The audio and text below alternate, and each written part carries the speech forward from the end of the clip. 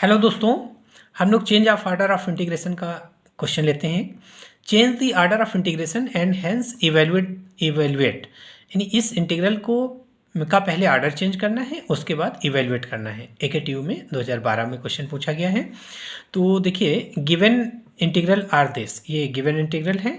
तो given limits are, ये limit ये y के टर्म में है, इसका मतलब ये लिमिट किसकी हो गई, x की, और ये x की हो गई तो ये y की हो जाएगी। तो y की लिमिट हो गई 0 टू इन्फाइनाइट और x की लिमिट हो गई 0 टू y, x की लिमिट 0 टू y। इसको ड्रा कर लीजिए, है ना, इसका फिगर बना लीजिए। तो x एक्सिस ये हो गया आपका x एक्सिस, y एक्सिस। तो y इक्वल टू एक्स की लाइन खींच लो, 45 एंगल बनाती हुई y इक्वल टू एक्स की लाइन हो गई। अब ये बाउंड्रीज देखो, y इक्वल टू 0, ये y इक्वल टू 0 मतलब x एक्सिस, एक बाउंड्री ये हो गई, और y इक्वल टू इन्फाइनाइट, ऊपर इन्फाइनाइट तक जाता है। फिर x की वैल्यू 0, x की वैल्यू 0 का मतलब ये हो गया, और x इक्वल टू 0 मतलब y एक्सिस, और x इक्वल टू y का मतलब ये लाइन हो गई। तो रीजन आपका ये बाउंड हो रहा है ना, ये वाला ऊपर वाला रीजन बाउंड हो रहा है। और जिसमें देखिए ये इंटीग्रल x का है, ये y का, ये y की लिमिट कांस्टेंट, इसका मतलब x एक्सिस के पैरेलल स्ट्रिप खींची हुई है।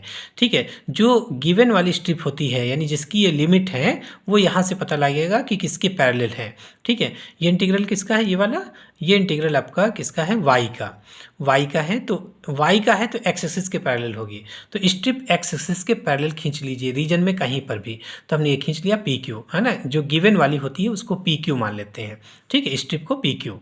अब PQ की लिमिट ले लीजिए। तो स्मॉल एलिमेंट को इस पर, स्ट्रिप पर एक स्मॉल एलिमेंट ले लो, स्मॉल एलिमेंट को स्ट्रिप पे मूव करा दो। मूव कराने का मतलब है छोटे छोटे पार्ट में हम उसको सम अप कर रहे हैं। ठीक है, तो हम मूव करा के, ये अपनी सुविधा के लिए कहते हैं कि लिमिट हमको समझ में आ जाए। ठीक है, तो स्मॉल एलिमेंट को मूव कराते हैं स्ट्रिप पर और पूरी स्ट्रिप को रीजन में मूव कराते हैं, तो हमारी दोनों लिमिट आ जाती हैं। तो स्मॉल एलिमेंट किसके अलॉन्ग मूव करा है, एक्स एक्सिस के अलॉन्ग, तो एक्स की लिमिट हो जाएगी। तो यहाँ पर एक्स की वैल्यू 0, वाई एक्सिस पर एक्स की वैल्यू 0, और यहाँ पर एक्स की वैल्यू निकालना होगा तो इस लाइन से निकालेंगे, एक्स इक्वल टू वाई। ठीक है, तो x equal to 0 to x equal to y, ये गिवन वाली है। और पूरी स्ट्रिप को रीजन में मूव करा दो तो वाई की लिमिट आ जाएगी 0 से स्टार्ट करेगा, इन्फाइनाइट तक जाएगा। तो वाई की लिमिट हो गई 0 टू इन्फाइनाइट। ये PQ की लिमिट वो है जो गिवन है। ऑर्डर चेंज करने में क्या होता है कि इसी के परपेंडिकुलर, इसी PQ पर परपेंडिकुलर स्ट्रिप खींचते हैं RS और उसकी लिमिट ले लेते हैं। तो to change the order of integration we draw a new strip RS perpendicular to PQ। ये लाइन कॉमन है, हर क्वेश्चन में लिख सकते हैं change of order of integration वाले क्वेश्चन में। न्यू लिमिट्स आर, नई लिमिट क्या हो जाएंगी, यानी अब आपको RS की लिमिट निकालनी है, RS की। तो RS पर एक स्मॉल एलिमेंट ले लिया, स्मॉल एलिमेंट को स्ट्रिप पे मूव करा दो। ठीक है, तो किसकी लिमिट आएगी, Y की, क्यों, क्योंकि Y एक्सिस के अलॉन्ग मूव कर रहा है। तो कहाँ से करेगा, हमेशा लिमिट माइनस से प्लस की तरफ जाती है, तो यानी यहाँ पर उसकी लोअर लिमिट बनेगी, ऊपर उसकी अपर लिमिट हो जाएगी। तो यहाँ पर किसकी लिमिट चाहिए, Y की। यहाँ पर Y की वैल्यू किससे निकालोगे, इससे। तो Y इक्वल टू एक्स हो गया, Y इक्वल टू एक्स हो गया, और 2 कहाँ तक जाएगा, ऊपर, स्मॉल एलिमेंट ऊपर कहाँ तक जाएगा, इन्फाइनाइट तक, क्योंकि ऊपर बाउंड ही नहीं है। तो y की लिमिट हो गई कितनी, x टू इन्फाइनाइट। और पूरी स्ट्रिप को, अब इस पूरी स्ट्रिप को रीजन में मूव करा दो x एक्सिस के लॉन्ग। तो कहाँ से स्टार्ट करेगा, 0 से लेके कहाँ तक जाएगा, इन्फाइनाइट तक, क्योंकि ऊपर बाउंड ही नहीं है।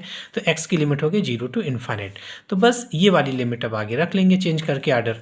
तो ये तो गिवन इंटीग्रल था, ऑर्डर चेंज कर लो, तो ये वाली लिमिट रख लीजिए इसमें।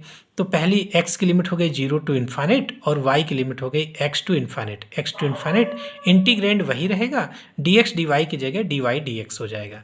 यहाँ इंटीग्रल चेंज हो गया, ये इंटीग्रल y का था x का, यहाँ उल्टा हो गया, ये इंटीग्रल x का हो गया, ये y का हो गया। ऑर्डर चेंज करने में यही होता है, इंटीग्रल बदल जाते हैं। ठीक है, लेकिन ऐसे नहीं बदलेंगे कि डायरेक्ट बदल देंगे, फिगर बना के लिमिट्स दूसरी न्यू स्ट्रिप यानी जो परपेंडिकुलर स्ट्रिप खींचते हैं उसकी लिमिट लेके तो जो इंटीग्रल बनेगा वो आएगा चेंज हो गया ऑर्डर। ठीक है, तो ये ऑर्डर तो चेंज हो गया, एक आंसर ये हो गया। उसके बाद इवेल्युएट के लिए बोल रहे हैं, तो इवेल्युएट करिए। सबसे पहले किसके रिस्पेक्ट में, हमेशा सबसे पहले इसी इंटीग्रल को हल करेंगे। ये इंटीग्रल किसका है, x के टर्म है, इसका मतलब y का है। तो y के रिस्पेक्ट में इंटीग्रेशन करिए, y के रिस्पेक्ट में। तो y वाले टर्म इकट्ठा कर लो और dx हो गया। तो इसको अगर हम लोग वाई स्क्वायर अपान एक्स को, इसको t मान लें, तो कितना हो जाएगा, 2y upon x, x as a constant treat होगा, y के रिस्पेक्ट में करे होंगे। तो 2y upon x dy equal to dt। तो y dy इक्वल टू हो जाएगा x dt अपान 2। ठीक है। तो लिमिट चेंज होगी। अब देखिए लिमिट अगर y की वैल्यू x रख देंगे तो एक्स स्क्वायर अपान एक्स मतलब x आ जाएगा, तो t की लिमिट x हो गई। जब y की लिमिट इन्फाइनेट रखेंगे, y की वैल्यू इन्फाइनेट, तो t की वैल्यू इन्फाइनेट आ जाएगी। तो लिमिट x टू इन्फाइनेट हो गई, ई पावर, ये वाला बन गया ई पावर माइनस टी, और y डी वाई की जगह डी टी अपान टू हो गया इंटू डी एक्स, है ना।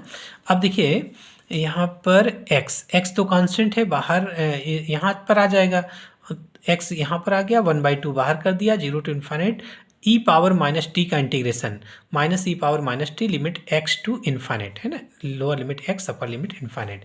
इन्फाइनेट रख लो, तो अपर लिमिट जब आपने इन्फाइनेट रखा तो ई पावर माइनस इन्फाइनेट की वैल्यू 0, माइनस लोअर लिमिट ई पावर x रख लिया तो ई पावर x आ जाएगा। तो आपका ई पावर माइनस एक्स हुआ, टी की जगह x रखोगे तो ई पावर माइनस एक्स, एक लोअर लिमिट से माइनस, तो ये वाला प्लस हो गया। तो फाइनली ये मिला के आपका x E power minus X D X हो जाएगा, ठीक है, यहाँ डी एक्स छोटा है। अब देखिए इसका इंटीग्रेशन कर लो, तो इंटीग्रेशन करिए 1/2, और यहाँ पर इंटीग्रल ये first function u integrating by part कर लो, तो फर्स्ट फंक्शन इंटू इसका इंटीग्रेशन, ई पावर माइनस एक्स का integration, minus E power minus x हो गया, माइनस इसका डिफ्रेंसिएशन कर लो तो 1 हो गया, और इसका फिर इंटीग्रेशन कर लो तो यहाँ पर आ जाएगा, तो इसका फिर इंटीग्रेशन करेंगे तो ई पावर माइनस एक्स हो जाएगा, एक माइनस और आ जाएगा इंटीग्रेशन करने पे, तो माइनस प्लस हो जाएगा। फिर आगे वाले टर्म में इसका डेरिवेटिव करेंगे तो 0, तो आगे के सारे टर्म 0 हो जाएंगे, ठीक है। लिमिट 0 टू इन्फाइनेट, यहाँ कौन सा फार्मूला लग रहा है कि integral u into v d x equal to u into v one minus u dash into v two plus u double dash into v three minus u triple dash into v four plus dot dot, है ना। इस तरीके से कर रहे थे। v dash का मतलब डेरिवेटिव, और v1 v2 v3 का मतलब इंटीग्रेशन, इस u का डेरिवेटिव u डैश का derivative double dash, u double dash का डेरिवेटिव ट्रिपल डैश। इसी तरीके v का इंटीग्रेशन v1 का इंटीग्रेशन v2 का इंटीग्रेशन v3, ऐसे।